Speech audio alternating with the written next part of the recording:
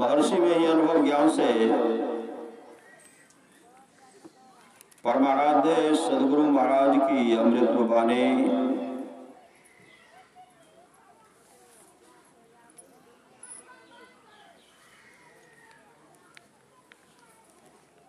जो संसार में अधिक लोभ करते हैं उनका मन उसमें फंसा रहेगा। गुफा में कंदरा में कहीं बैठो, सांसारिक लोभ होने से मन उधर ही जाएगा। वह प्रत्याहार करते करते थक जाएगा और कभी छोड़ भी बैठेगा। पहले भजन करने वाला भजन अभ्यास को पकड़ता है और पीछे भजन ही उसको पकड़ लेता है। पीछे उसको क्या होता है? भजन उसको पकड़ लेता, भजन कभी उससे छोड़ता ही नहीं है।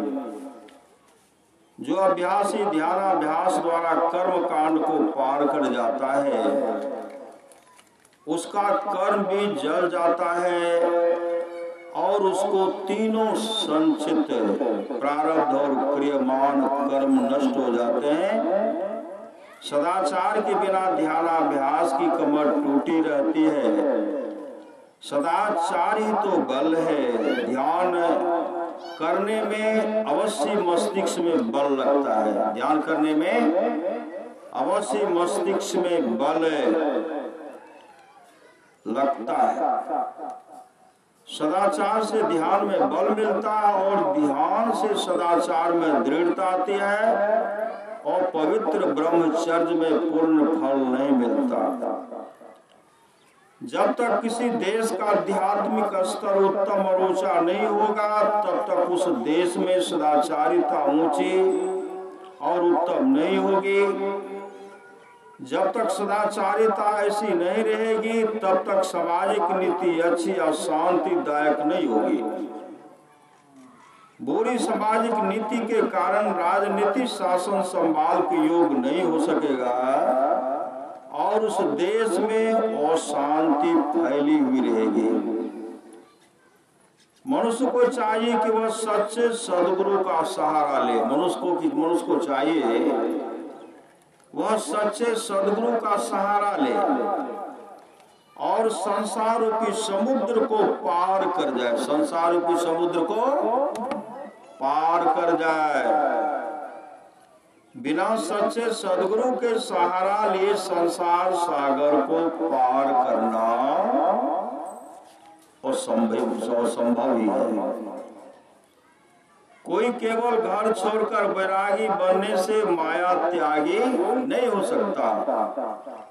योगाभ्यास के द्वारा अंधकार प्रकाश और शब्द को पार करके ऊपर पहुंचने पर ही माया त्यागी बन सकता है। गुरु की उपासना से बढ़कर दूसरी और कोई उपासना नहीं है, क्योंकि मनुष्य को जो परमार्थ का पाठ पढ़ाने वाले अध्यात्म की ओर ले जाने वाले होते हैं वे गुरु होते हैं। गुरु ही तो है, गुरु पितु है, गुरु ही जीव के मितु है। गुरु सम कोई नहीं दूजा जो जीवों को उधारा है। गुरु बिनु ज्ञान नहीं, गुरु बिनु ध्यान नहीं। मैं ही न गुरु बिनु आने उपकारी हो भाई। मायाबद्ध जीव आवागमन के चक्र में पड़ा रहता है। इस प्रकार राना जीव के सब दुखों का कारण है। इसके निवारण के लिए प्रभुभक्ति करनी चाहिए।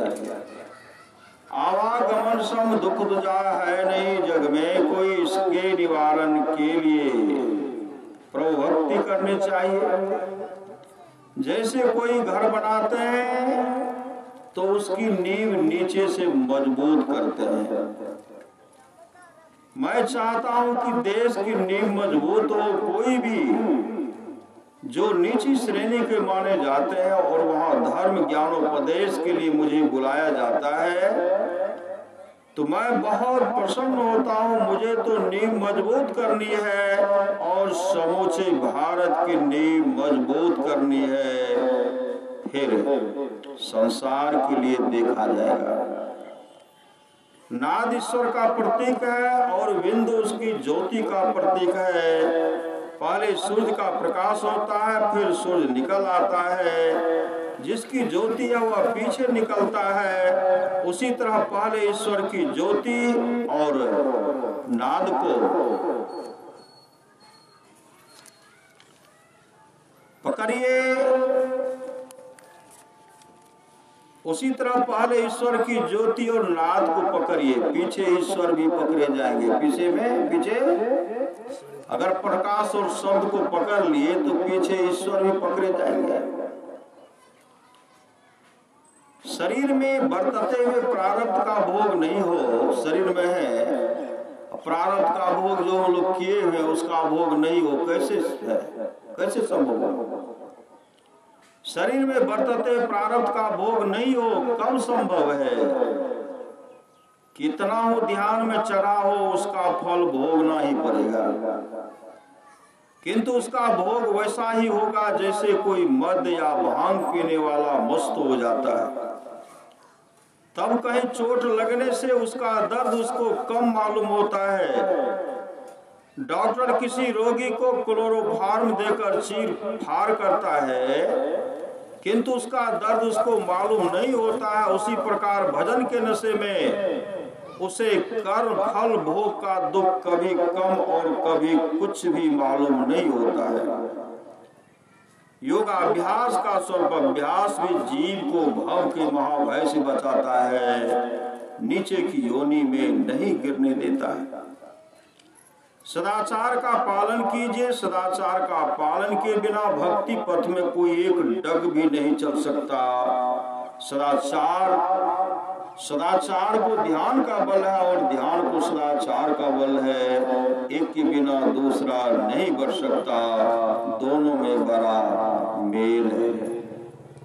सचेत रहो, बुरी भावना न आने पावे। मरते समय जैसी भावना रहेगी उसी का अनुकूल शरीर होगा। यदि मरने के समय पाशविक भावना हो तो बड़ा बुरा होगा। इसलिए सचेत रहो कि मरने के समय बुरी भावना न आने पावे। सच्चाई और संतोष के बिना गुरु के पास जाने पर गुरु का ज्ञान नहीं होता है। जो गुरु के पास सच्चाई और संतोष लेकर जाते हैं वे ही प्रसाद लेकर जाते हैं, जिससे वे गुरु का ज्ञान पाते हैं। मोक्ष के साधन में लगे हुए अभ्यासी को जीवन काल में मुक्ति नहीं मिलने पर उस जीवन काल के अनंतर फिर मनुष्य जन्म होगा, क्योंकि दूसरी योनि उसके मोक्ष साधन के संस्कार को संभालने और आगे बढ़ाने योग नहीं है। इस प्रकार मोक्ष साधक बारंबार उत्तम मनुष्य जन्म पाकर सदा के लिए मोक्ष प्राप्त कर लेगा। श्री सद्गुरु महाराज की जय।